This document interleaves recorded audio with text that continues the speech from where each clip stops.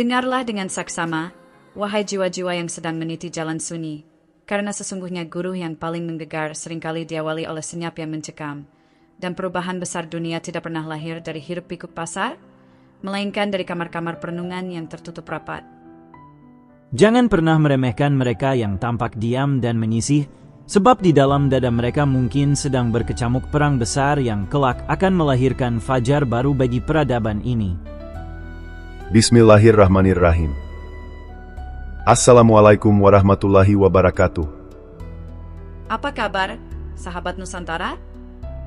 Semoga rintik hujan rahmat senantiasa membasahi ladang hati Anda yang mungkin sedang tandus oleh kemarau ujian, dan semoga setiap desah napas yang Anda hela menjadi jembatan cahaya yang menghubungkan kefanaan diri dengan keabadian Sang Pencipta. Mari kita tundukkan wajah sejenak, meresapi getar kerinduan yang purba, sebuah kerinduan akan hadirnya keadilan yang bukan sekadar janji manis, melainkan keadilan yang mengalir deras laksana sungai yang menghidupkan tanah mati. Pernahkah terbersit dalam sanubari Anda yang paling dalam, bahwa Satrio Piningit yang selama ini dinanti-nanti bukanlah sosok asing yang akan turun dengan kereta kencana, melainkan sebuah makam atau kedudukan jiwa yang sedang bersemayam dan menunggu untuk dibangunkan di dalam diri manusia-manusia pilihan? Selama ratusan purnama, kisah tentang Satrio Piningit telah menjadi kidung pengantar tidur yang melenakan, seringkali dianggap sebagai mitos tentang seorang ratu adil yang akan menyulap kekacauan menjadi ketertiban dalam sekejap mata. Namun, mari kita selami samudra makna yang lebih hakiki, melampaui buih-buih ramalan yang mengapung di permukaan. Satrio Piningit adalah manifestasi dari manusia paripurna yang telah selesai dengan dirinya sendiri. Ia adalah simbol dari kekuatan psikologis dan spiritual yang berdiri kokoh di tengah badai ketergantungan manusia modern pada kerumunan. Dalam perspektif yang lebih jernih, ia disebut Piningit atau tersembunyi bukan karena ia bersembunyi di balik tembok tebal atau gua gelap, melainkan karena frekuensi jiwanya tidak tertangkap oleh radar manusia yang hanya sibuk memoles topeng sosial dan mengejar pengakuan duniawi. Ia ada di tengah pasar, tetapi hatinya di puncak gunung. Ia berjalan di tengah keramaian, namun jiwanya bersujud di kesunyian arsi. Di era di mana manusia berlomba-lomba untuk terlihat, terdengar, dan dipuja, sosok Satrio ini justru melakukan perjalanan yang berlawanan arah. Ia adalah antitesis dari kegilaran zaman yang mengukur kebahagiaan dari seberapa banyak mata yang memandang. Renungkanlah, bukankah sebagian besar dari kita hari ini hidup dalam penjara persepsi orang lain? Kita mengenakan wajah pinjaman hanya agar diterima dalam pergaulan, menggadaikan kemurnian nurani demi sekadar tepuk tangan yang semu. Namun, Satrio Piningit adalah pemberontak suci yang telah menanggalkan topeng kepalsuan itu. Ia hadir dengan wajah aslinya, wajah batin yang jujur, tanpa riasan kemunafikan. Keberaniannya untuk menjadi otonom, untuk tidak bergantung pada validasi makhluk, adalah pedang keadilannya yang paling tajam. Ia tidak dapat disuap dengan jabatan karena baginya jabatan hanyalah amanah yang berat. Ia tidak dapat ditakut-takuti dengan pengucilan, karena ia telah menemukan kawan terbaik di dalam kesendiriannya bersama Tuhan. Siapakah sesungguhnya yang lebih merdeka? Mereka yang dikelilingi ribuan teman namun takut kehilangan muka? Atau dia yang berjalan seorang diri namun memegang teguh prinsip kebenaran tanpa gentar? Perjalanan menjadi Satrio Piningit adalah sebuah laku spiritual yang menuntut keberanian melampaui batas kewajaran manusia biasa. Sosok ini tidak melarikan diri dari realitas kehidupan. Justru sebaliknya, ia melakukan konfrontasi paling brutal yang bisa dilakukan seorang manusia.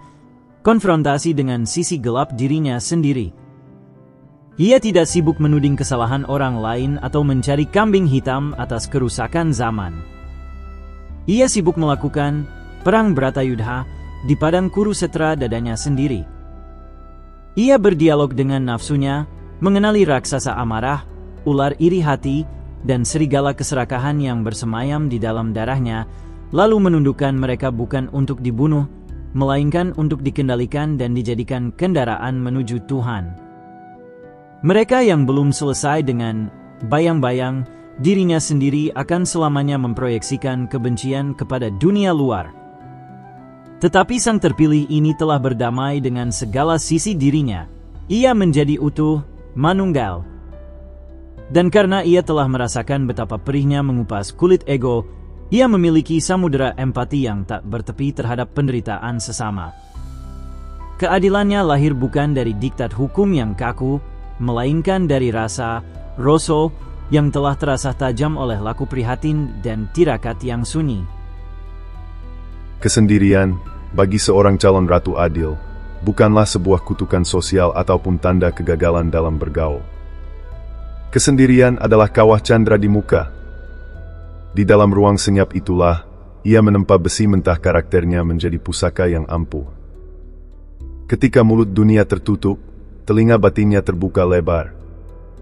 Ia tidak lagi terganggu oleh kebisingan opini publik yang simpang siur, sehingga ia mampu mendengar suara alam dan isyarat langit yang sangat halus.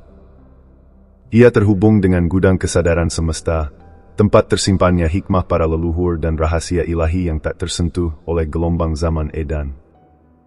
Sementara orang ramai sibuk berenang di permukaan yang dangkal dan keruh, ia menyelam hingga ke dasar palung terdalam untuk mengambil mutiara hakikat. Inilah yang membuatnya memiliki pandangan yang jauh ke depan, waskitha, mampu membaca tanda-tanda zaman sebelum kejadian itu tiba, bukan karena ia dukun, melainkan karena batinnya telah bening laksana cermin yang tidak berdebu. Kekuatan yang dimiliki oleh Satrio Piningit ini sesungguhnya sangat berbahaya bagi tatanan sistem yang korup dan manipulatif. Mengapa demikian? Karena seseorang yang telah merdeka secara batin, yang tidak lagi membutuhkan pengakuan atau validasi dari struktur sosial, adalah manusia yang tidak bisa dikendalikan. Ia telah memutus rantai perbudakan mental yang selama ini membelenggu umat manusia. Bayangkan seorang pemimpin yang tidak memiliki kepentingan pribadi, tidak memiliki hutang budi pada para cukong, tidak takut kehilangan popularitas, dan tidak gemetar menghadapi ancaman kematian. Bukankah itu definisi ratu adil sejati yang kita rindukan? Ia tegak lurus karena ia tidak bersandar pada dinding yang miring. Ia laksana karang di tengah lautan. Ombak fitnah dan badai pujian sama sekali tidak mengikis keteguhannya. Kehadirannya saja sudah cukup untuk membuat gentar para pelaku kezaliman, karena aura kejujuran yang memancar darinya membakar topeng-topeng kemunafikan di sekelilingnya. Ingatlah pesan para waskita zaman dahulu, ketika tatanan dunia mulai jungkir balik, di mana yang benar disalahkan dan yang salah dibenarkan, maka itu adalah tanda bahwa alam sedang mempersiapkan kelahiran kembali kesadaran melalui wadah-wadah manusia pilihan. Jalan yang ditempuh oleh Satrio Piningit ini bukanlah jalan yang bertabur bunga melati, melainkan jalan mendaki yang penuh onak dan duri. Memilih untuk memegang teguh prinsip, benar, lurus, jujur, di tengah masyarakat yang sakit adalah sebuah tindakan revolusioner yang seringkali berbuah pengasingan. Ia mungkin akan dianggap gila, asing, kaku, atau bahkan sesat oleh mereka yang nyaman tertidur dalam ketidaksadaran kolektif. Namun, sejarah peradaban manusia mencatat dengan tinta emas bahwa perubahan besar selalu dimulai dari individu-individu yang berani berjalan sendirian, uzlah, sebelum akhirnya mereka kembali membawa obor cahaya bagi kaumnya.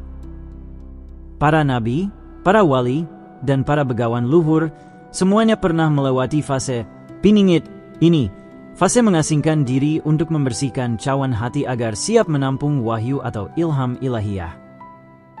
Tanpa keberanian untuk menjadi berbeda dan sendiri, seseorang hanya akan menjadi buih di lautan, terombang-ambing mengikuti arus tanpa pernah memiliki pendirian. Satrio Piningit adalah bukti nyata bahwa evolusi manusia sesungguhnya tidak lagi bersifat fisik biologis, melainkan evolusi kesadaran ruhani. Ia adalah cetak biru manusia masa depan, manusia yang telah melampaui insting gerombolan, herd instinct, menuju kesadaran ilahiyah yang mandiri. Ia mengajarkan kepada kita bahwa untuk memperbaiki dunia, memayu hayuning bawana, kita harus terlebih dahulu memiliki keberanian untuk memperbaiki mikrokosmos di dalam diri kita, memayu hayuning diri. Kita tidak akan pernah bisa menegakkan keadilan di luar sana jika di dalam diri kita masih terjadi tirani hawa nafsu yang menjajah akal sehat. Kita tidak bisa mengharapkan datangnya pemimpin yang amanah jika kita sendiri masih gemar membohongi nurani demi keuntungan sesaat. Oleh karena itu, menanti Satrio Piningit bukanlah dengan duduk termenung di beranda rumah mengharap keajaiban langit. Menantinya adalah dengan cara memantaskan diri, membersihkan wadah jiwa, dan mulai memberanikan diri meniti jalan sunyi menuju kebenaran hakiki. Banyak orang bertanya-tanya, kapankah sosok ini akan muncul ke permukaan? Ketahuilah, kemunculannya tidak ditandai dengan sorotan lampu kamera atau viralnya berita di media massa, melainkan ditandai dengan bangkitnya kesadaran kolektif yang dipicu oleh teladannya yang senyap. Mungkin saat ini Anda sedang merasa terasing dalam pergaulan karena memegang prinsip yang tidak lazim. Mungkin Anda merasa nilai-nilai kejujuran yang Anda pegang membuat Anda kehilangan kesempatan bisnis yang curang, atau membuat Anda dianggap kaku oleh lingkungan. Janganlah berkecil hati dan jangan biarkan pelita harapan itu padam. Justru, bisa jadi itu adalah tanda alam bahwa benih, Satrio, sedang bersemi di dalam tanah hati Anda. Anda sedang dipanggil untuk meninggalkan permukaan yang dangkal menuju kedalaman makna yang sejati. Anda sedang diajak untuk tidak lagi menjadi wayang yang digerakkan oleh dalang-dalang kepentingan duniawi, melainkan menjadi dalang bagi diri Anda sendiri, dengan Tuhan sebagai satu-satunya penuntun skenario hidup Anda. Ketika Anda mampu berdiri tegak tanpa validasi manusia, ketika Anda mampu berbuat baik tanpa mengharap pujian sedikit pun, dan ketika Anda mampu berlaku adil meski keputusan itu merugikan ego Anda sendiri, maka pada detik itulah Satrio Piningit telah muncul dari persembunyiannya. Ia tidak muncul di tanah Jawa bagian timur atau barat, melainkan muncul di dalam bilik jantung Anda yang paling rahasia. Satrio Piningit juga mengajarkan kita tentang hakikat cinta yang sejati. Cintanya kepada bangsa dan umat manusia bukanlah cinta yang cengeng atau cinta yang menuntut balas budi. Ia mencintai laksana matahari, memberi cahaya kepada taman bunga yang indah maupun kepada tumpukan sampah yang busuk dengan intensitas yang sama. Ia tidak pilih kasih. Ia mengayomi yang menderita dan mengingatkan yang lupa diri, semuanya dilakukan tanpa pamrih. Dalam diamnya, ia bekerja. Dalam senyapnya, ia berdoa. Ia adalah bocah angon yang setia menggembalakan perasaan dan pikirannya agar tidak memakan tanaman tetangga, agar tidak merugikan orang lain. Ia adalah ksatria yang tidak bersenjata keris fisik, melainkan bersenjata ketajaman budi pekerti. Di tangannya, kemarahan berubah menjadi ketegasan, kesedihan berubah menjadi kekuatan, dan kebencian lebur menjadi kasih sayang.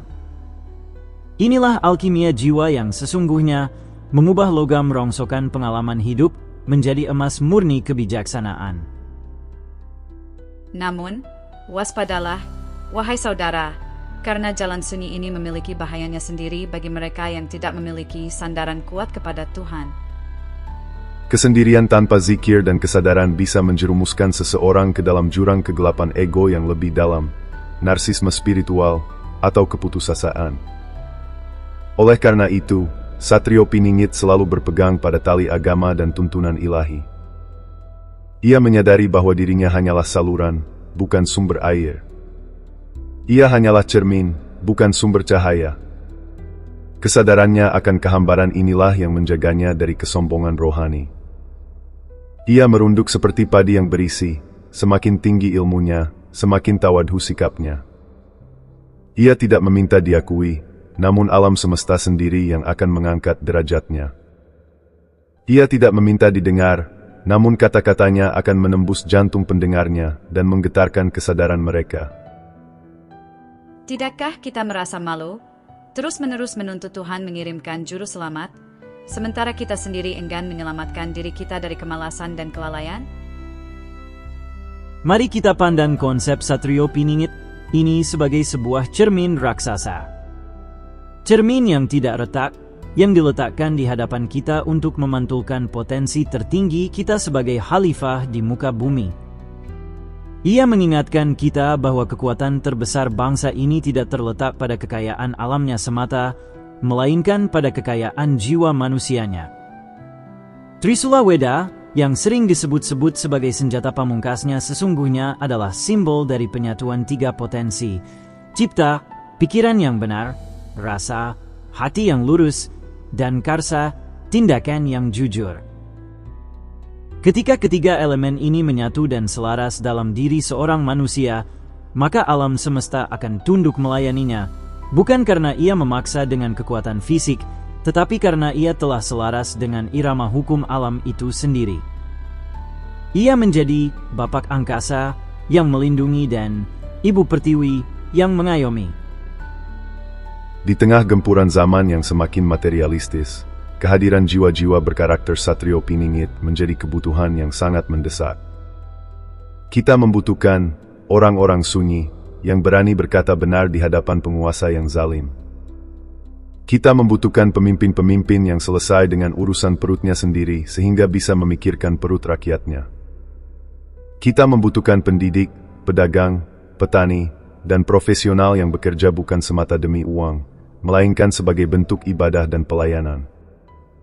Dan semua itu dimulai dari keputusan pribadi untuk menempuh jalan ke dalam. Jangan takut jika dunia menganggap Anda aneh. Jangan takut jika Anda harus berjalan sendiri untuk sementara waktu. Ingatlah, singa selalu berjalan sendiri atau dalam kelompok kecil, sementara domba selalu berkerumun karena takut pada bayangannya sendiri. Jadilah singa Allah yang mengaum dalam zikir diam, yang menjaga hutan pertiwi ini dari kerusakan tangan-tangan jahil. Satrio Piningit adalah undangan terbuka bagi siapa saja yang memiliki nyali untuk menjadi kekasih Tuhan yang sejati. Ia tidak dibatasi oleh keturunan darah biru, tidak dibatasi oleh organisasi tertentu, ataupun gelar akademik. Siapapun Anda, entah tukang sapu ataupun pejabat tinggi, jika Anda memiliki keteguhan hati untuk menegakkan kebenaran di tengah badai kebatilan dan memiliki kerendahan hati untuk tidak menepuk dada atas kebaikan yang Anda lakukan, maka Anda adalah bagian dari barisan panjang Satrio Piningit yang menjaga keseimbangan dunia ini. Anda adalah paku-paku bumi yang membuat gunung tidak meletus dan laut tidak menumpahkan isinya. Meskipun nama Anda tidak tertulis di prasasti sejarah, namun nama Anda terukir abadi di langit. Maka, wahai sahabat, di penghujung renungan ini, marilah kita bangkitkan sosok agung itu dari tidur panjangnya di dalam diri kita. Jangan biarkan ia terus terpasung oleh keraguan, ketakutan, dan rasa rendah diri. Biarkan ia memimpin setiap keputusan yang kita ambil, setiap langkah kaki yang kita ayun, dan setiap kata yang kita ucapkan. Jadilah cahaya di lingkungan Anda masing-masing, sekecil apapun itu. Karena ketika ribuan, bahkan jutaan lilin-lilin kecil mulai menyala di seluruh penjuru Nusantara, kita tidak lagi membutuhkan satu matahari besar untuk mengusir kegelapan malam. Kita semua adalah pemegang amanah cahaya itu. Nusantara tidak akan bangkit karena satu orang sakti. Nusantara akan bangkit ketika jutaan rakyatnya menemukan kesaktian di dalam kesabaran dan kejujuran mereka sendiri. Ya Allah, Zat yang maha mengetahui segala yang tersembunyi dan yang nyata, Zat yang menggenggam jiwa-jiwa kami di antara jari-jari kekuasaan MU. Bimbinglah hati kami yang lemah ini untuk menemukan kesejatian di tengah lautan kepalsuan dunia. Kuatkanlah kaki kami untuk berdiri tegak di atas jalan kebenaran MU, meski kami harus berjalan seorang diri tanpa kawan yang memuji. Anugerahkanlah kepada kami mata batin yang tajam untuk melihat hikmah di balik musibah, dan hati yang lapang seluas samudera untuk menerima segala ketetapan MU dengan ridho. Jadikanlah kami bagian dari barisan hamba MU yang ikhlas, yang kehadirannya membawa damai, dan ketiadaannya dirindukan oleh bumi. Mudah-mudahan narasi reflektif ini dapat bermanfaat, menjadi air sejuk bagi jiwa yang dahaga, dan menjadi pemantik api kesadaran yang tak kunjung padam di dalam sanubari kita masing-masing.